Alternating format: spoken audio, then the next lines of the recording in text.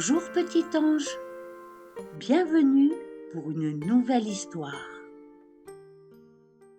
Le secret de l'arbre centenaire. Dans les hauteurs brumeuses des montagnes, là où les nuages caressent les cimes des arbres, s'étendait une forêt mystérieuse. Cette forêt n'était pas comme les autres. Elle abritait un secret que les habitants de la vallée se transmettaient de génération en génération. Au cœur de cette forêt se dressait un arbre majestueux, plus ancien que tous les autres. Son tronc était si large que même 3 personnes se donnant la main ne pourraient en faire le tour. Ses branches semblaient toucher le ciel et ses racines plongeaient profondément dans la terre. Selon la légende, cet arbre n'était pas qu'un arbre banal. C'était un portail vers un royaume enchanté. Dans un petit village au pied de la montagne vivaient 2 sœurs, Marie et Clotilde. Elles avaient grandi en écoutant leur mère leur raconter cette légende, mais aussi une histoire plus personnelle, celle de leur grand-père qui avait disparu mystérieusement 3 ans auparavant. La dernière fois qu'on l'avait vu, il se dirigeait vers la forêt, un sourire énigmatique aux lèvres. Ceux qui franchissent le portail ne reviennent jamais, disait la légende. Ils oublient leur vie d'avant, ensorcelés par la magie du royaume.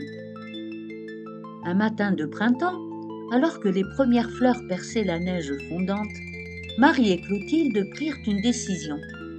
Elles partiraient à la recherche de leur grand-père. Mais avant de s'aventurer dans la forêt, elles décidèrent de se renseigner auprès de ses habitants.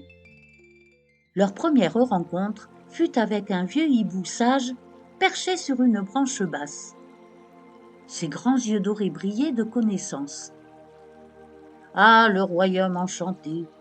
ulula-t-il pensivement. « J'ai vu beaucoup de voyageurs partir vers l'arbre centenaire.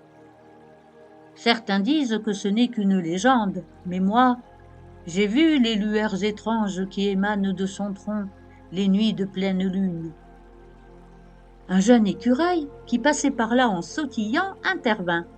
« Des bêtises!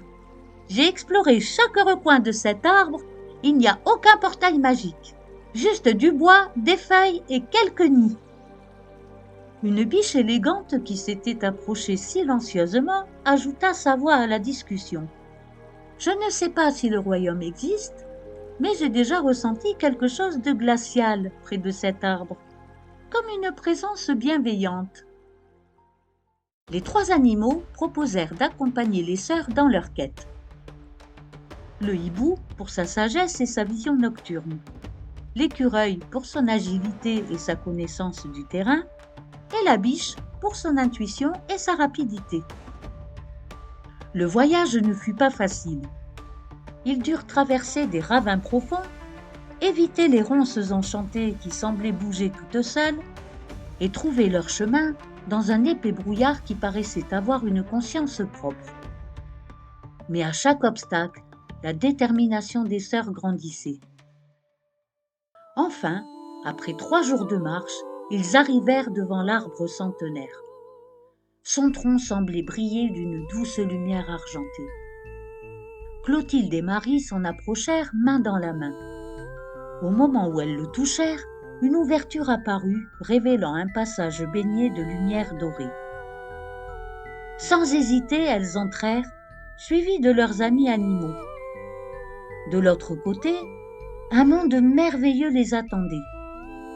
Des arbres aux feuilles de cristal, des fleurs qui chantaient doucement, des papillons lumineux qui dansaient dans l'air.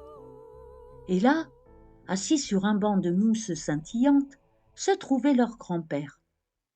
Son visage s'illumina en les voyant. « Mes petites filles !» s'exclama-t-il en les serrant dans ses bras. « Je savais que vous me trouveriez un jour. »« Pourquoi n'es-tu jamais revenue ?» demanda Marie, les larmes aux yeux. Le grand-père sourit tristement. Je n'ai jamais oublié notre monde, mes chéris. J'ai choisi de rester ici. Voyez-vous, dans ce royaume, j'ai trouvé quelque chose que je cherchais depuis longtemps. La paix. Ici, je peux être utile. Je suis le gardien des arbres de cristal. Je veille sur les fleurs qui chantent. J'ai trouvé ma place. Mais pourquoi tu ne nous l'as pas dit ? Demanda Clotilde. J'avais peur, avoua-t-il. Peur que vous ne compreniez pas, que vous pensiez que j'abandonnais la famille. Comment expliquer que parfois, pour être heureux, il faut faire des choix que les autres ne comprennent pas ? Les sœurs regardèrent autour d'elles, observant la beauté du royaume, la sérénité sur le visage de leur grand-père. Elles comprirent alors que son bonheur était plus important que leurs attentes. « Tu nous manques, » dit Clotilde, « mais nous comprenons maintenant. Chacun doit suivre son cœur, même si cela mène sur des chemins différents. » Le grand-père leur apprit qu'elle pourrait revenir le voir quand elle le souhaiterait, maintenant qu'elle connaissait le chemin. Le royaume n'était pas une prison, c'était un choix. Sur le chemin du retour, les animaux discutaient avec animation. Le hibou souriait sagement. L'écureuil admettait que parfois la magie existait vraiment, et la biche hochait la tête avec compréhension. Les sœurs rapportèrent la vérité au village. Leur grand-père n'avait pas oublié, il avait choisi. Certains villageois comprirent, d'autres non. Mais Clotilde et Marie avaient appris une leçon précieuse. Le vrai respect, c'est d'accepter que chacun puisse choisir son propre chemin, même s'il est différent du nôtre. Et désormais, quand les villageois parlaient de l'arbre centenaire, ils ne disaient plus que c'était un endroit qui faisait oublier, mais un lieu où certains trouvaient leur véritable destinée.